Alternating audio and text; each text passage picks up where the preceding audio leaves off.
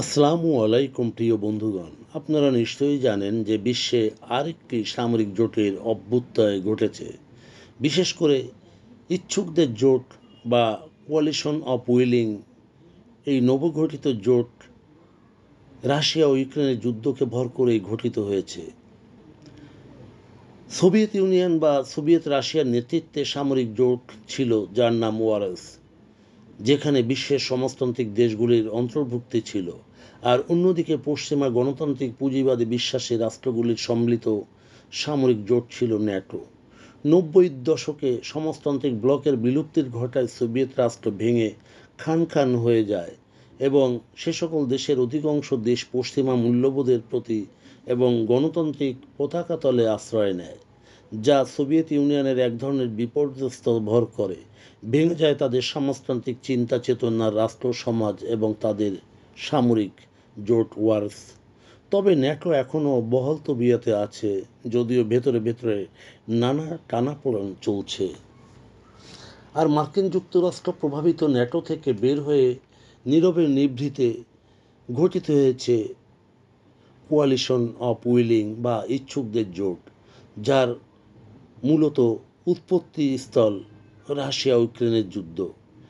এখানে তাদের সমর্থন থাকবে ইউক্রেনের প্রতি। তারা ইউক্রেনে শান্তিরক্ষী বাহিনী মোতায়েনের জন্য ও স্বতঃস্ফূর্ত প্রস্তুত থাকার প্রতিশ্রুতি দিয়েছে। 31টি দেশের এই জোট মূলত রুশ আগ্রাসনের বিরুদ্ধে ইউক্রেনের প্রতিরক্ষা যোগাযোগ গোষ্ঠীর দ্বারা প্রদত্ত সমর্থনের চেয়েও এগিয়ে যায়। অনেকে সৈন্য মোতায়েনে অংশ না নিলেও সামরিক সরঞ্জাম সহযোগিতা করতে প্রস্তুত। ইউক্রেন এবং রাশিয়ায় চলমান রুশ যুদ্ধ, যেটি নিষ্পত্তির জন্য একটি ব্যাপক যুদ্ধবিরতি বা শান্তি চুক্তি স্বাক্ষর করবে। 31টি দেশে এই জোট মূলত ব্রিটিশ ও ফ্রান্সের নেতৃত্বে গঠিত এবং 31 দেশের জোটটি ব্রিটিশ প্রধানমন্ত্রী স্যার কেয়ার স্টারমার কর্তৃক গত 2রা মার্চ 2025 সালের আমাদের ভবিষ্যতে সুরক্ষিত করা এই নীতিকথার উপর ভর করে ইউক্রেনের উপর 2025 সালের লন্ডন শীর্ষ সম্মেলনের ঘোষণায় গঠিত হয়েছিল। গত 10ই জুলাই 2025 সাল এবং তথ্য মতে জোটের আগামী দিনের বাহিনীর সদস্যরা অংশগ্রহণকারী 9 এমন ইউরোপীয় ইউনিয়নের এবং ন্যাটো সদস্য রাষ্ট্রসমূহ, অপরদিকে প্রতিপক্ষ রাশিয়া ও অন্যান্য যুদ্ধবাজরা। ইচ্ছুকদের জোটে এবং তাদের সদর দপ্তর নর্থউড সদর দপ্তর এবং লন্ডন এবং এটি যুক্তরাজ্যে, আর সমন্বয় দপ্তর যেটি কিয়েভে ইউক্রেনের রাজধানীতে। এদের মূল আদর্শ মূলত শান্তির জন্যে বহুজাতিক বাহিনী এবং সদস্যপদ 33টি দেশ।